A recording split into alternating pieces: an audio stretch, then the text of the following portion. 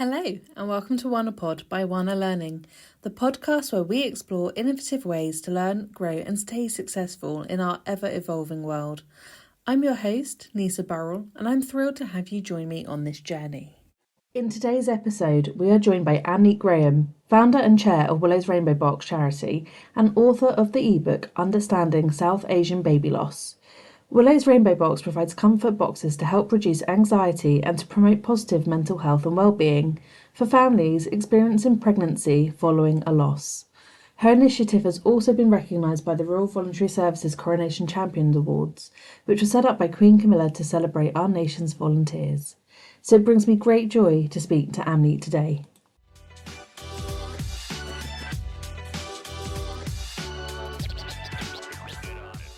Thanks, Amneet, for joining us. I appreciate that today we're going to be talking about a really deeply sensitive topic and a personal journey for yourself. So I'm going to thank you for being so open with us all and taking the courage to come and share your experiences. Can you share your story? So what led you to founding Willow's Rainbow Box? What specific moment you thought, okay, I'm going to turn this into a charity to help others? Yeah.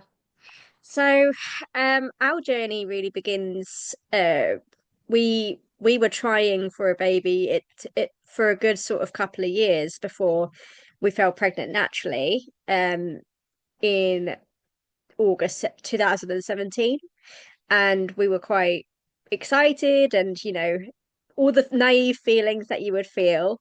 Didn't think anything could go wrong. I had a little bit of pain in my shoulder, which I know that can be kind of linked to ectopic pregnancy.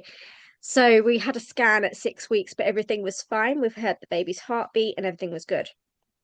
And then at 8 weeks, we thought, oh, we'll just book a private scan because we can't wait until the 12 weeks to see the baby again. But that's when we went to the scan and the baby's heart had stopped beating.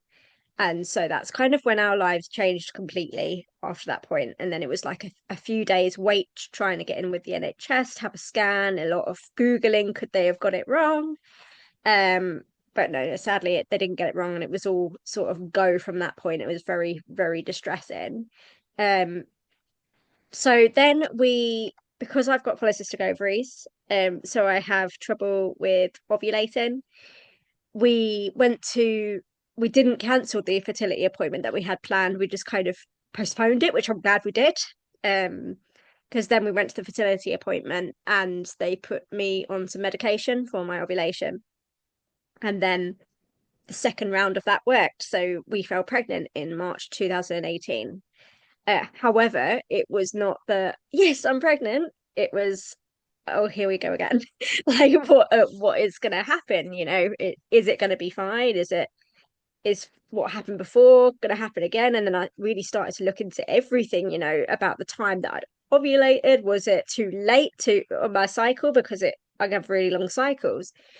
And it was such an anxious and horrible journey for both of us. And I didn't feel like I could go to a baby loss support group because I was pregnant again. It felt a bit insensitive. And I was like Googling and contacting people around my local area. So I was in Newcastle at the time. I was like, "Can anyone help me? I'm really anxious. I'm really struggling." And I remember finding those emails recently, and I was just like, there was just nothing out there, nothing specifically for when you're pregnant after loss. And yeah, it was just really horrible.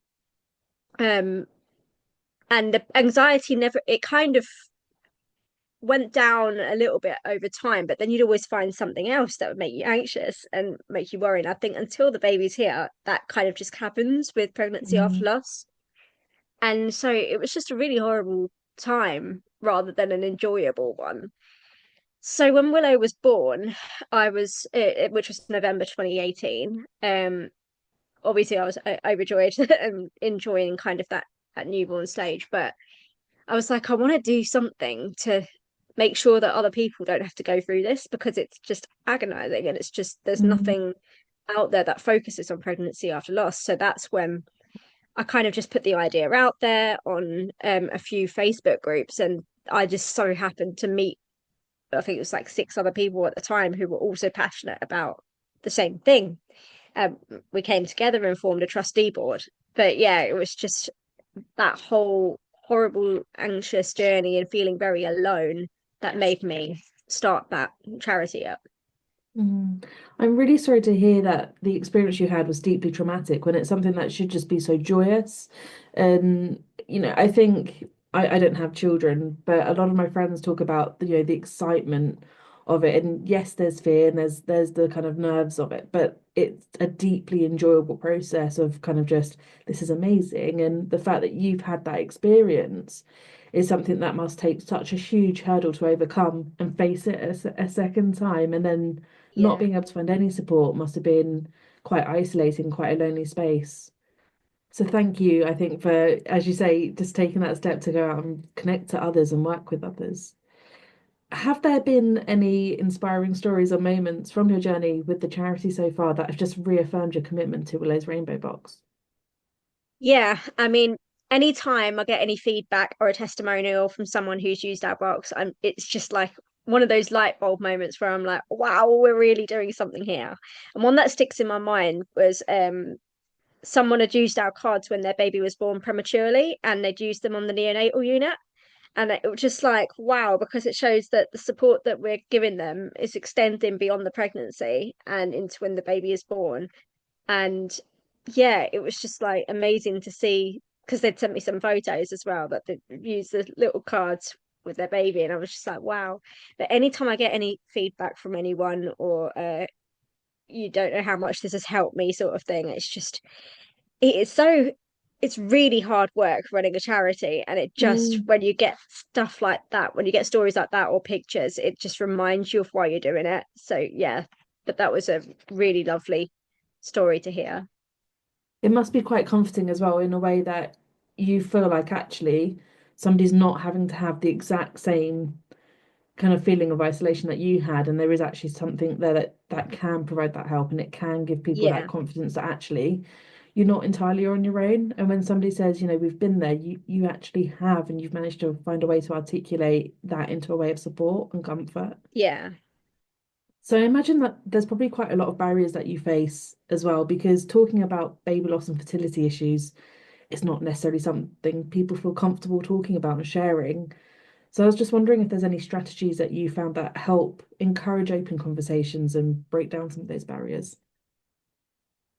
I mean, these topics have been known as taboo subjects before, and in some cultures it remains so, even though things are getting better and conversations are improving. But I mean, if you think about a lot of it is also intergenerational trauma. So people in the past have kind of felt like they've had to forget or be silenced or not speak about these sort of topics. And then there's like fear of what the community might think and how it paints you as a person. So I think Mm.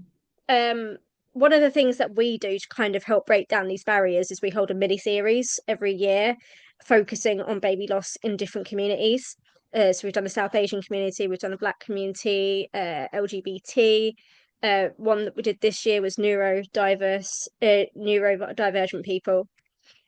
Because the point is to give voices to all of these communities and to normalize the conversation, because Mm. people can also remain anonymous when they're sharing their stories. It kind of helps them, but it also helps other people in the community and also educates everyone else about the different unique experiences people might go through.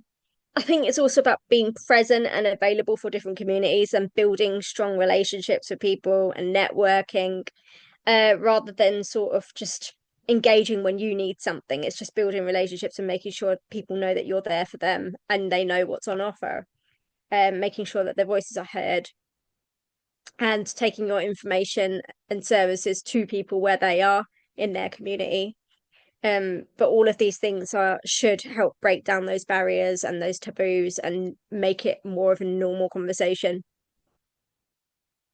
Brilliant. I think that's one of the things as well, which I find quite interesting because some cultures and some people that I'm aware of, it's not natural, it's not comfortable to even go and look to see if there's anything out there for support or to ask for support. It's just kind of like Yeah. keep mum sort of, no one talks about it. And then it becomes quite uncomfortable and awkward. And if somebody does get to the point they want to talk, they don't even know what the next step is. So the fact that you're doing that outreach piece is, I think, really important, and it's going to have such an impact.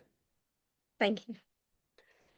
So anxiety and mental health, I think that's going to come hand in hand with these kind of things that we spoke about at the start, with a pregnancy after loss. How is your Willow's Rainbow Box specifically addressing these concerns? Yeah, so I mean, our boxes are a bit like a toolbox of things to help manage anxiety and well-being. We know that we can't completely eradicate the anxiety; it's going to always be there and part of the journey. But what we've created is a way to kind of help make it a little bit more bearable. So our hope and support cards have been created with an NHS occupational therapist who also has lived experience of loss, but also a team of clinical psychologists. And we've got mindfulness techniques on there and positive affirmations. So they are there to help people with their mental health and sort of encourage that well-being. Um, Journaling, we know, is a mindful activity as well. We've got a journal in there to help people log their thoughts and get things down on paper, which can often help as well. We know from research people like to feel informed as well, which is why we include some important information from other charities like Kicks Count and Action on Postpartum Psychosis, so people kind of know where they can go if they need that extra support. We've got a crochet pack in there, which is recent because a few of us on the board have really found that that mindful activity has helped us that with the distraction from it. So we included that recently. And then it's not just the boxes, it's aside from that on our website, we've got resources for dads and partners as well, including like hypnobirthing tracks specifically for them. Um, and positive stories if people wish to read positive stories on the website. And then one of the newest things we've done is a first trimester peer support group on Instagram, which is working really well. And it's just that time when people might feel really particularly isolated because others might not know about their pregnancy. People are finding that a little bit of a lifeline, which is really lovely to Mm. hear, and are connecting with each other and sharing that joint experience. So that's another way that we've been able to help people with their mental health. As you say, if you have perhaps gone through the first time, spoke to people, and then found actually you've had a loss and you've experienced that, the second time you can understand why people would be less likely to want to go and tell the same sort of friend group and family group the same thing. So you can understand Yeah. why actually you might feel a bit isolated. So doing things like that and the Instagram connection group, it sounds amazing. So I also have polycystic ovarian syndrome. Um, and I have struggled for years with how close this idea of like motherhood has been tied with like the historical view of like what a female is and what the female identity should be. And that overflows into the workplace. I had a colleague say to me, "Oh, you're married now, so is it kids next?" And you're sat there thinking, is this really the question you should be asking me? I had colleagues that have come back to work really quickly post baby loss. And I think one of the things I'd be keen to hear from you is what advice would you give to employers to better support their people? So I think the first thing is to people need to check in with their thoughts before they speak and not make assumptions. Um, that question of when will you have children or anything like that is just really not appropriate. And I think people sometimes forget that. So that's Mm, important. But I think a lot of this is about education and that making sure that management are educated and even colleagues. So a lot of people are talking more about fertility issues these days, but it's still quite a sensitive topic. And there are trainings like SANS do training, which is free for everyone about how to talk to your colleagues about baby loss, if anyone's gone through baby loss. And there are other charities who specifically offer support in baby loss. There may be some that offer support around fertility. A lot of it is about educating and making sure that your teams know how to have those conversations. Maybe not every colleague, but definitely management, because you're probably going to come across someone. It's one in four. You're going to come across someone who's on that sort of journey. So yeah, doing those training is one way of helping to change the narrative and educating people. We provide a resource which helps employers to navigate the pregnancy after loss experience. So they can go through it with their colleague and make a plan about how they would like to be um looked after at work during their pregnancy after loss, because it kind of gets missed, that kind of thing. But there are charities that also specify they do specific resources for the workplace with when someone's lost a baby as well. But yeah, it's all about education.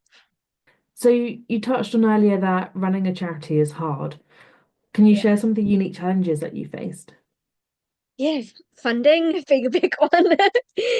Funding, time, capacity, volunteer recruitment or trustee recruitment, um, and accessing every, like, sometimes you feel like you have to access every opportunity because otherwise it will pass you by and then you're getting left behind and everyone is going ahead of you.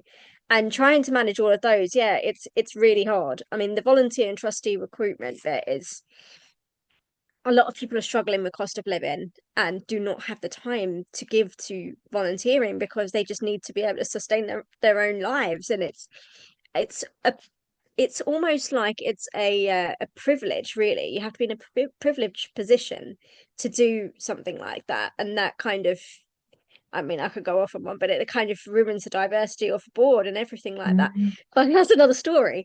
But I think those sort of things are really difficult. And then, if you haven't got the diversity of a board and all of these people coming in and feeding into your charity, then the work you're doing just isn't representative of everyone. So all of those are constantly going around my mind.